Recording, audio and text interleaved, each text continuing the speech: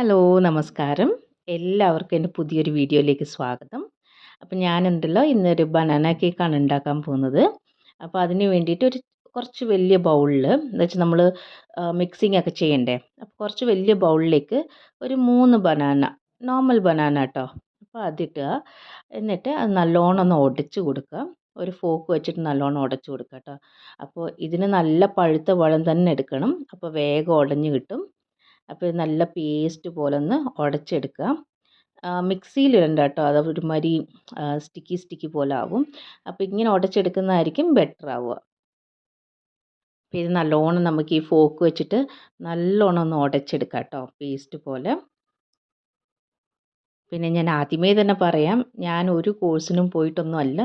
ഇതൊക്കെ ഞാൻ ഉണ്ടാക്കി ചെയ്തതിന് ശേഷം അങ്ങനെ പഠിച്ചത് മാത്രമാണ് കേട്ടോ. അതുകൊണ്ട് കോഴ്സിന് പോയി എക്സ്പേർട്ടായിട്ടുള്ള ഒരാളൊന്നും അല്ല ഞാൻ.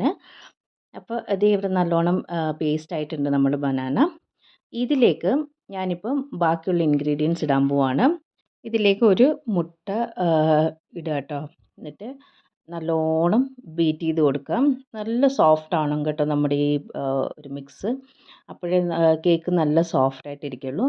അപ്പോൾ അതേ ഫോർക്ക് വെച്ച് തന്നെ നമുക്ക് നല്ലോണം മിക്സ് ചെയ്ത് കൊടുക്കാം.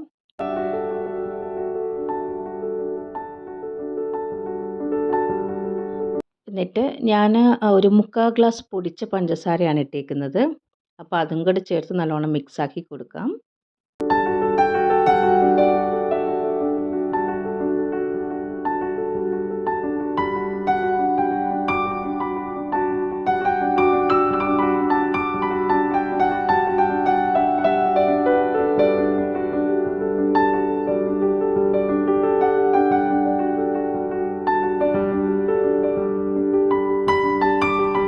സ്വീറ്റ് ബാലൻസിന് വേണ്ടിയിട്ട് ഒരു നുള്ള് ഉപ്പും കൂടെ ചേർത്തിട്ട് നല്ലോണം മിക്സാക്കി കൊടുക്കുക.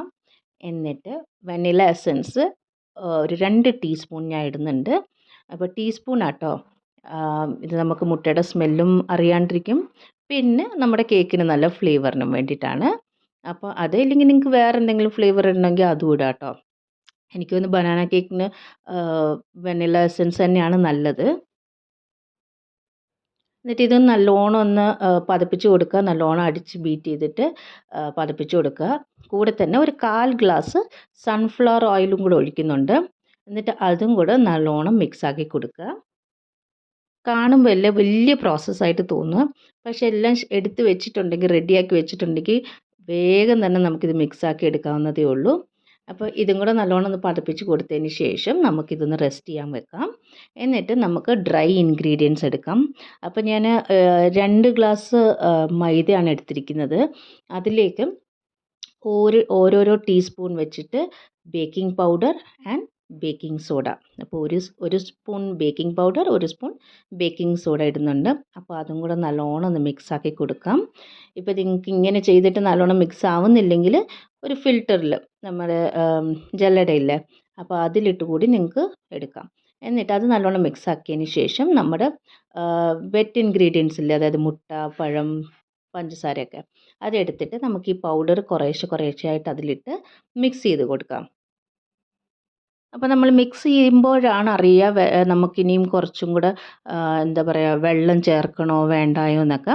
അത് നമുക്ക് പാതി ഇപ്പോൾ ഫസ്റ്റ് ഇട്ട് മിക്സ് ചെയ്ത് നോക്കാം. അപ്പോൾ തന്നെ നമുക്ക് മനസ്സിലാവും. അപ്പോൾ എന്തായാലും എൻ്റേത് കുറച്ച് ഡ്രൈ ആയിട്ടാണ് ഇരിക്കുക. അപ്പോൾ അതിന് ഞാൻ ഓൾറെഡി തന്നെ കുറച്ച് വെള്ളം ചൂടാക്കി വെച്ചിട്ടുണ്ട്. ഒത്തിരി തിളപ്പിക്കുകയൊന്നും വേണ്ട, വാം വാട്ടർ ഞാൻ റെഡിയാക്കി വെച്ചിട്ടുണ്ട്. അപ്പോൾ നമുക്ക് കേക്ക് ചെയ്യുമ്പോൾ എല്ലാം റെഡി ആയിട്ടിരിക്കണം. അപ്പോഴേ നമുക്ക് വേഗം ചെയ്യാൻ പറ്റത്തുള്ളൂ. ഇല്ലെങ്കിൽ പെട്ടെന്ന് തന്നെ എന്താ പറയുക, ഈ മാവിൽ ഗട്ടിയായി പോവും. അപ്പോൾ ദേ എനിക്ക് കുറച്ച് വെള്ളത്തിൻ്റെ ആവശ്യം ഉണ്ടായിരുന്നു. അപ്പോൾ കുറേശ്ശെ വെള്ളം ഒഴിച്ചിട്ട് ഞാൻ മിക്സ് ചെയ്യാണ്. വെള്ളം കുറച്ചായിട്ടാണ് നമുക്ക് ഒഴിച്ച് മിക്സ് ചെയ്യേണ്ടത്. ഇപ്പോൾ എല്ലാം കൂടെ മൊത്തമായിട്ട് ഒഴിച്ചാൽ നമുക്കറിയത്തില്ല എത്ര അളവ് വേണം, ഇല്ലെങ്കിൽ മാവ് പെട്ടെന്ന് ലൂസായി പോവുക. അപ്പോൾ കുറേശ്ശെ ആയിട്ട് നമുക്കിതുപോലെ ഒഴിച്ച് ഒന്നൊന്ന് ലൂസായാൽ മതി. അത്ര മതി നമുക്ക് കേക്കിന് വേണ്ടിയിട്ട്. ദോശമാവ് പോലെ അത്രയും ലൂസൊന്നും ആവരുത് കേട്ടോ. അപ്പോൾ അങ്ങനെ നമുക്ക് മിക്സാക്കി എടുക്കാം.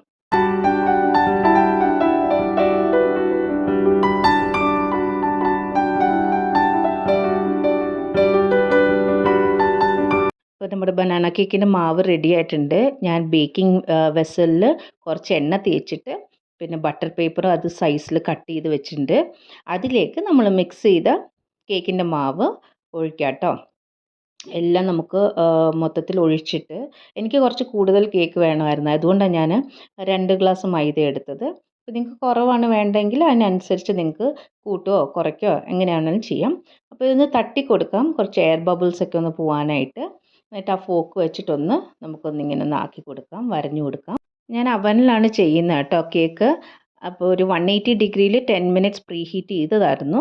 ഇപ്പോൾ നമ്മൾ കുക്ക് ചെയ്യാൻ പോകുന്നത് 180 ഡിഗ്രി 45 മിനിറ്റ്സ് ആണ്. അപ്പോൾ ദേ അടിപൊളി ബനാന കേക്ക് ഇവിടെ റെഡിയായി, ഞാൻ കട്ട് ചെയ്ത് വെച്ചിട്ടുണ്ട്.